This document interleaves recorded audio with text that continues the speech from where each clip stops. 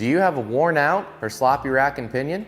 Well, maybe it's time to upgrade to SuperATV's heavy-duty RackBoss rack and pinion with the 65% larger rack and a 15% larger rack gear. And today, we're going to show you how to get one installed on a RZR Turbo.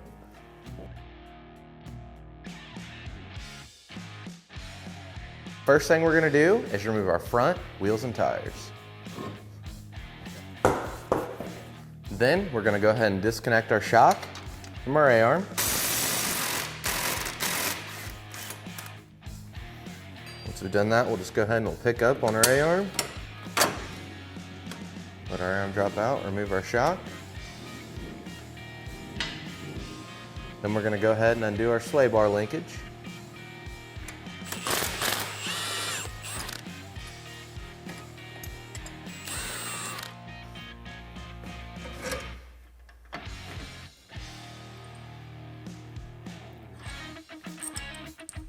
Go ahead and we'll screw our nut back on, our hardware there. Now disconnect the sway bar on the opposite side as well.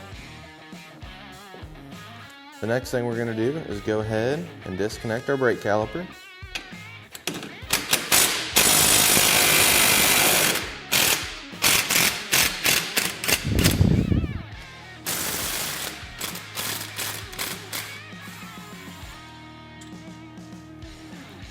Take a caliper, remove it, we'll flip it up here onto the A-arm. We'll just let it hang like that. And we're going to come in here and disconnect our upper A-arm.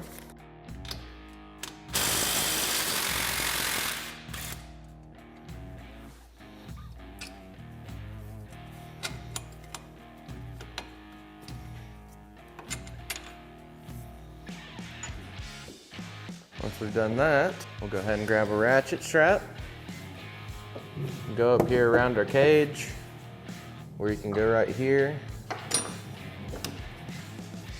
Anywhere you can get a strap tied in. Go ahead and get this A-arm out, pick it up. Put our strap. We'll just make sure we get our A-arm tied up as high as we can get it. Let's get our caliper somewhere where it's going to sit. Sit right there for now.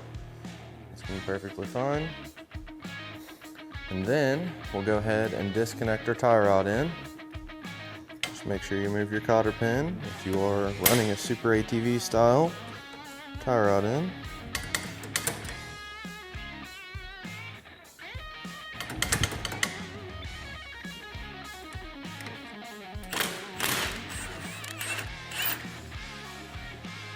Remove our nut, and pick our tie rod up.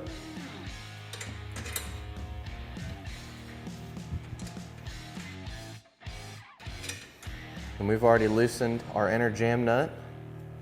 You want to go ahead and do that, and then just spin your tie rod off.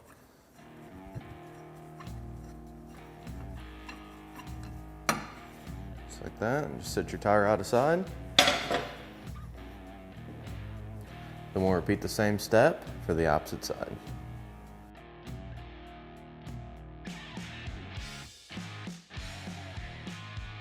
The next thing we're going to do is go ahead and start loosening all of our rack bolts. So we'll go up underneath here. Right here's our first rack bolt we're going to be dealing with.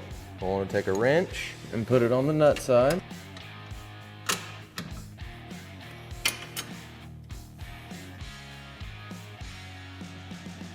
So the next thing we're going to do is go ahead and remove our pinch bolt. We've went ahead and left one of the nuts on our studs for our rack and pinion, just to hold everything in place. So we'll get in here. I usually like to use a long extension, and we're just going to go ahead and remove this bolt. So our bolt came right out. We went ahead and sprayed everything down before we tried to remove anything. So that's a good tip. Just try to spray everything down. It's just going to help everything come apart a little bit easier. But there's our pinch bolt. Set it aside, and then we'll go ahead and remove our last nut on the stud here for our rack.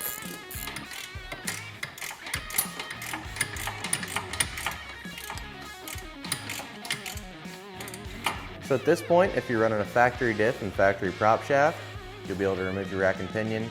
If you're running a SuperATV diff and SuperATV prop, you're gonna have to disconnect the prop shaft from the differential and then move the differential around until you can get the rack out. Now we're just gonna go ahead and knock our pin out of our prop.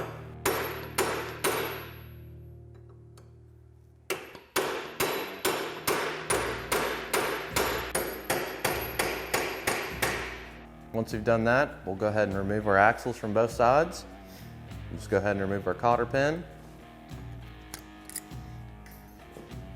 and our castle nut.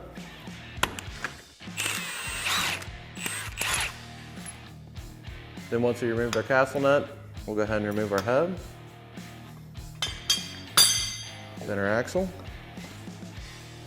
Just pull it up here, push it in.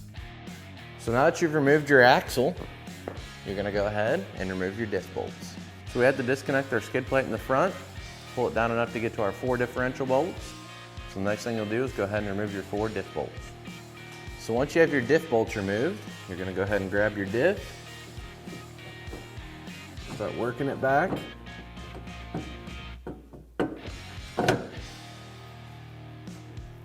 Until you can get it rotated off of the prop shaft.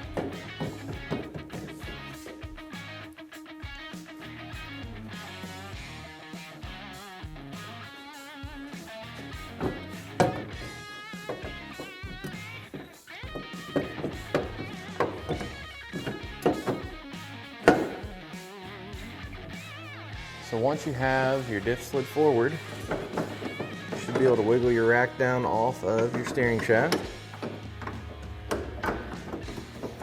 You just have to work the rack out. Have to kind of rotate it a little bit. And once you've rotated and removed your rack, we're going to grab our new rack and show you how to get it centered. So now we have our new rack and pinion here on the table. We're going to go ahead and remove the jam nuts off the inner ball and socket. We'll go ahead and pull our boots off. We'll lay them out side to side. That way we remember. All right, so what we're gonna be doing here is making sure that our rack is centered. So the easiest way to do that, so we're gonna go ahead and take a pair of vice grips, lock them onto the splines. You wanna make sure that you leave your thread protector on, and we're gonna thread it all the way out one way, as far as the rack will go.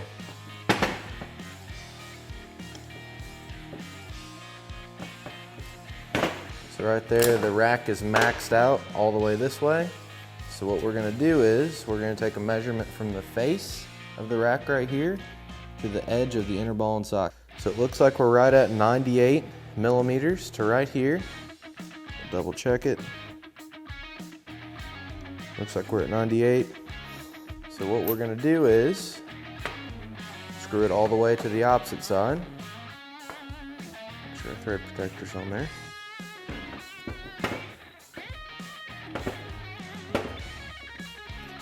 So we've maxed it out this way as well. On this side, we're going to take our measuring scale and slide it up into the rack, just like that. 98 there. We're all the way maxed out. So what we'll do is we'll take 98 divided by 2, and we'll want to make sure that our distance is exactly the same on both sides. 49 is what we need to see out of both sides. So we're just going to kind of get it to where we think's 49. We're going to get it to where we think's 49. So there's 40. Take it out just a little bit more. There's 45.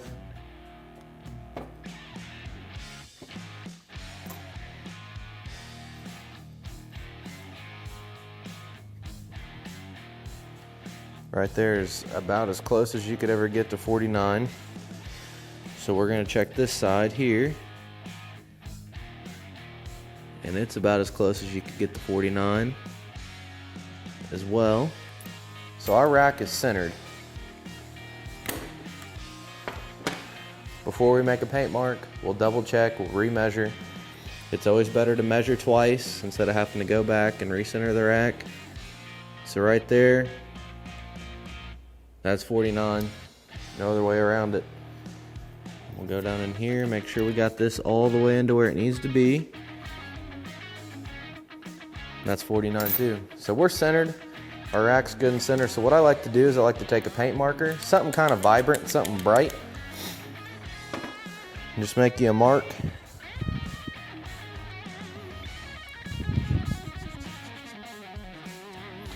All the way up the steering shaft. So once we have it marked, we'll go ahead and take our boots, slide them back on, get our boot right here to this point. We'll go ahead and take our nut.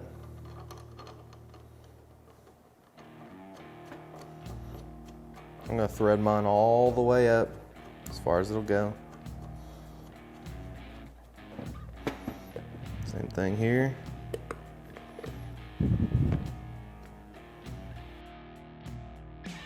Get your nut threaded all the way on.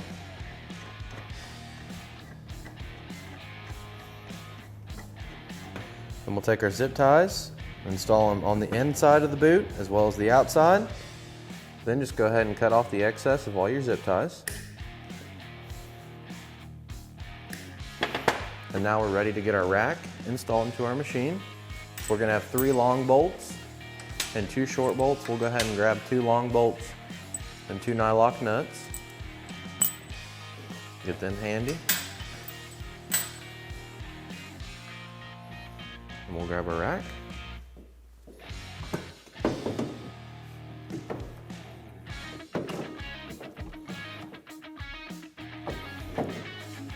Then we'll make sure our steering wheel's straight. Right there looks straight. Go ahead and get our rack slid back onto our steering shaft. And we'll go ahead and start getting our bolts slid through. We'll get 1 through. And go ahead and get our nut started. And we'll just continue to go through and start our bolts. Next, you're gonna go ahead and reinstall your differential bolts as well as roll pin if you had to remove them. If not, go ahead and fully tighten your hardware for your rack and pinion.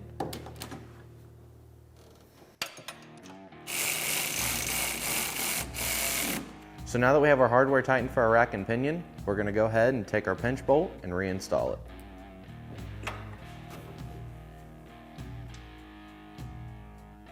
The next thing we're gonna do is go ahead and install our tie rods.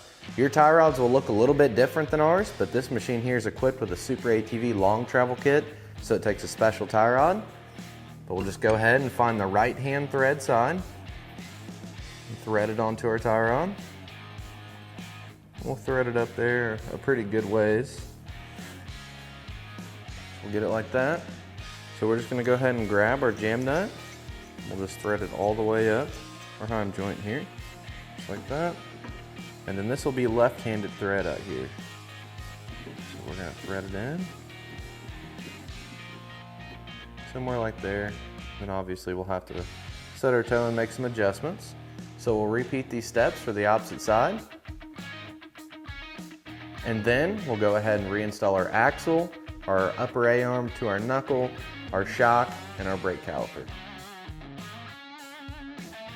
So now that all those components are installed, we're gonna go ahead and get in our hardware kit, grab a tapered stud, 2 nylock nuts, a misalignment bushing, and 2 cotter pins. So we'll go ahead, take our tapered stud. The tapered side's gonna go down through the steering arm, the knuckle, just like that. On the bottom side, we'll go ahead and thread our nut on. On the top side, we'll put our misalignment bushing and our other nut. What we're gonna do is we're gonna tighten them to each other. So we'll go ahead, get a 19 up here on top, get a 19 on the bottom.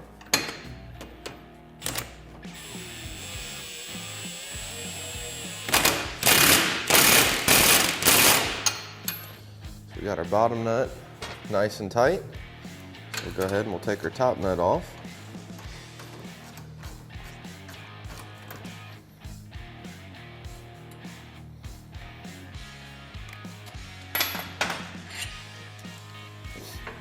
Slide our tie rod on. We'll try to keep our rotor as straight as possible.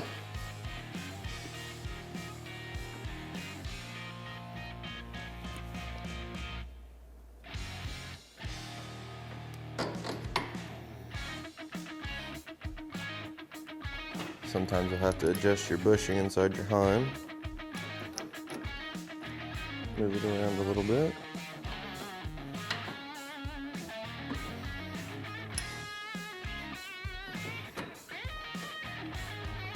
There we go, it's fully seated. We'll take our misalignment bushing, then our nut.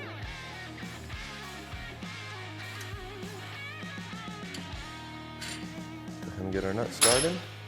We'll go ahead and fully tighten our nut here.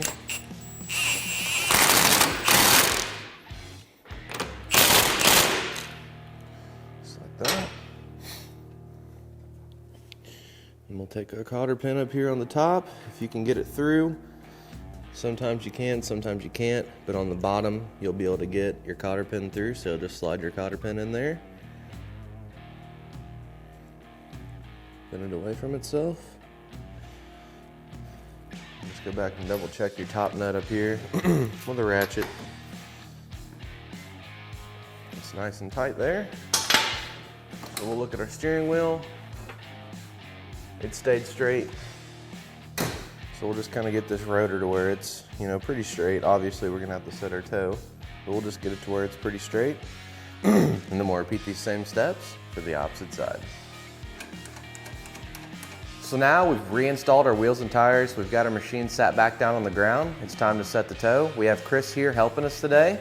The first thing we're gonna do is roll our machine out. We're gonna compress our suspension, and then we're gonna take some measurements.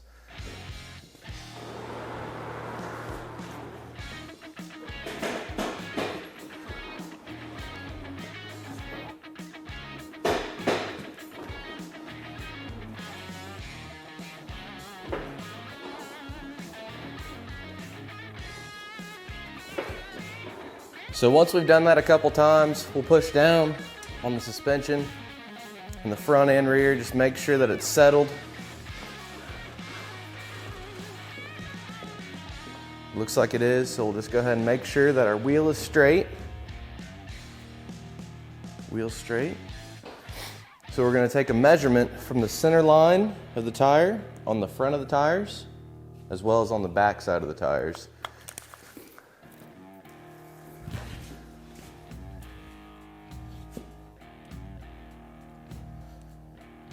So it looks like right there we're at 64.5 to our center line on our front.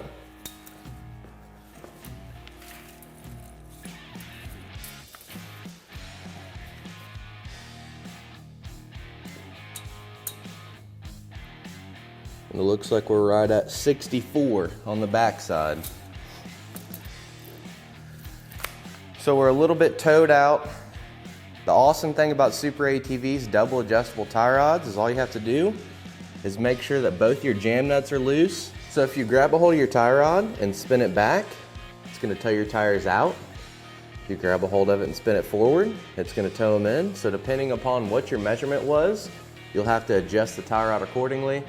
And after you make your adjustments, roll it out a little bit, double check it, and then set your jam nuts. All you'd have to do to set your jam nuts is get your wrench, run them all the way up on both ends. Put a wrench right here on your inner ball and socket, and then put a wrench here, tighten them down, lock them down, make sure they're extra tight. And that's how super quick and easy it is. Install SuperATV's heavy-duty rack and pinion on this Polaris RZR Turbo. For more information on this rack and pinion, or any of SuperATV's great products, feel free to give us a call at 855-743-3427, or check us out online at superatv.com. Thanks for watching, and we'll catch you next time.